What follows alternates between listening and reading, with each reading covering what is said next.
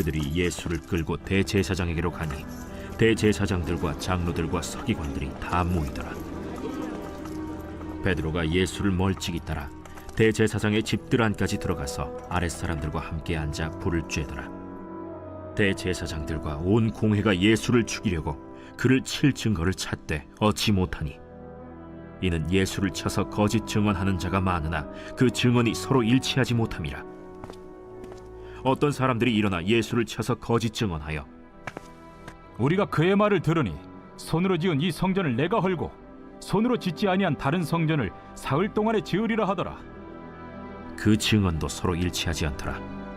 대제사장이 가운데 일어서서 예수에게 물어 이르되 너는 아무 대답도 없느냐? 이 사람들이 너를 치는 증거가 어떠하냐? 침묵하고 아무 대답도 아니하시거늘 대제사장이 다시 물어 이르되 내가 찬송받으리 아들 그리스도냐? 내가 그니라. 인자가 권능자의 우편에 앉은 것과 하늘 구름을 타고 오는 것을 너희가 보리라. 대제사장이 자기 옷을 찢으며 우리가 어찌 더 증인을 요구하리요? 그 신성모독하는 말을 너희가 들었도다. 너희는 어떻게 생각하느냐? 하니 그들이 다 예수를 사형에 해당한 자로 정죄하고 어떤 사람은 그에게 침을 뱉으며 그의 얼굴을 가리고 주먹으로 치며 선지자 노릇을 하라 하고 하인들은 손바닥으로 치더라. 베드로는 아랫뜰에 있더니 대제사장의 여종 하나가 와서 베드로가 불 쬐고 있는 것을 보고 주목하여 너도 나사렛 예수와 함께 있었도다. 베드로가 부인하여 이르되 나는 네가 말하는 것이 무엇인지 알지도 못하고 깨닫지도 못하겠노라. 앞들로 나갈새 여종이 그를 보고 곁에 서 있는 자들에게 다시 이르되 이 사람은 그 도당이라 하되 또 부인하더라. 조금 후에 곁에 서 있는 사람들이 다시 베드로에게 말하되 너도 갈릴리 사람이니 참으로 그 도당이니라. 그러나 베드로가 저주하며 맹세하되 나는 너희가 말하는 이 사람을 알지 못하노라. 달기 곧 두 번째 울더라. 이에 베드로가 예수께서 자기 에게 하신 말씀 곧 달기 두 번 울기 전에 네가 세 번 나를 부인하리라. 하심이 기억되어 그 일을 생각하고 울었더라.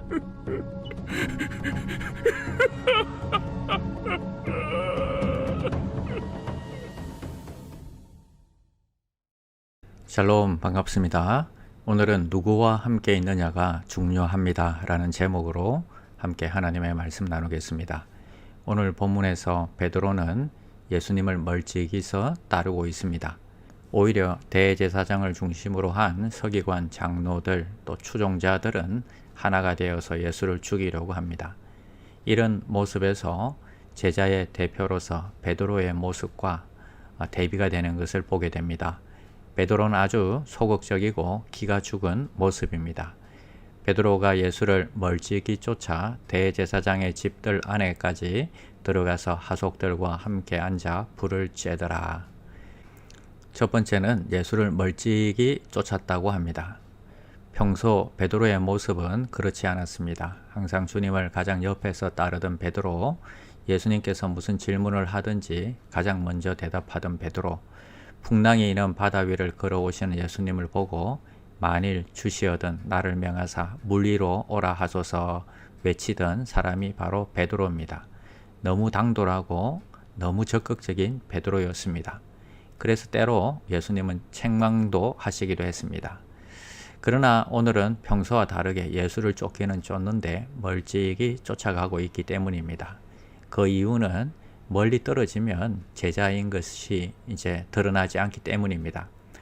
지금 분위기가 어떤 분위기입니까? 예수와 관련된 자들은 다 잡아 죽이려고 하는 분위기입니다. 목숨이 왔다 갔다 하는 상황입니다. 그래서 자신의 안전을 위해서 멀찍이 따르고 있습니다. 근데 문제는 한번 멀찍이 쫓기 시작하면 점점 멀어지기 시작해서 나중에는 아예 멀어지게 된다는 것입니다. 나중에 베드로는 정말 한동안 예수님께로부터 아주 멀어져 버려서 고향에 내려가 고기잡이하는 신세로 돌아가 버리게 됩니다. 대개 신앙생활 하시다가 상처받는 경험이 있는 사람들이나 또는 편하게 믿고 싶은 사람들에게 나타나는 현상입니다. 이렇게 믿으면 상처는 받지 않을 수 있고 부담도 없을 수 있습니다. 그러나 점점 주님과 거리가 멀어지게 되는 것입니다. 야고보서 4장 8절에는 하나님을 가까이 하라. 그리하면 너희를 가까이 하시리라 하셨습니다. 저는 신앙생활 하면서 이런 분들을 많이 보았습니다. 여러 가지로 너무 힘들고 지쳐서 좀 쉬고 싶어 하는 분들이 있습니다. 그러나 어떤 경우는 그렇게 쉰다고 하는 것이 몇 주, 몇 달, 나중에는 몇 년이 되는 경우도 있습니다. 영적인 일은 쉬면서도 최소한 해야 하는 것은 해야 합니다. 기본적으로 예배에 참석하고 시간을 좀 단축하더라도 기도 생활을 해야 하는 것입니다. 그러면 나중에 회복할 수 있습니다. 그러나 완전히 쉬면 다시 돌아오기가 어렵습니다. 두 번째는 하속들과 함께 앉았더라 하십니다. 이들은 믿음의 동지들이 아닙니다. 이들은 지금 예수를 죽이려고 하는 사람들입니다. 이들과 함께 있으면 무슨 은혜가 있겠습니까? 무슨 은혜로운 얘기가 오고 가겠습니까? 그러나 나중에 여종에게 발견되어서 예수님을 모른다고 부인하고 저주하게 되는 것입니다. 왜 그 자리를 박차고 나오지 못하느냐 이겁니다. 베드로는 3번씩 부인할 때까지 그 자리를 박차고 나오지 못했습니다. 우리 중에도 세상 사람들과 어울리다 보면 예수님을 비난하는 자리, 교회를 비방하는 자리인데도 쭈그리고 앉아있는 경우가 있습니다. 그렇다고 같이 싸울 수도 없지 않습니까? 그들이 여러분의 영적인 성장에 도움이 되는 사람들은 절대 아닙니다. 우리는 아무데나 가서 앉아 있으면 안 됩니다. 만남과 교제에 있어서도 지혜와 분별력이 필요합니다. 오늘 하루도 내가 있어야 할 곳에 있는 귀한 종들이 다 되시기를 기도합니다. 기도하겠습니다. 베드로가 멀찍이 주를 따를 때 있어야 할 곳이 아닌 곳에 있을 때에 주님을 배반하고 부인한 것을 보았습니다. 오늘 내가 있어야 할 곳, 하나님이 기뻐하시는 곳에 있게 하여 주시옵소서. 예수님의 이름으로 기도드립니다. 아멘. 1. 오심 기도. 하루 5번 마음을 다해 드리는 기도.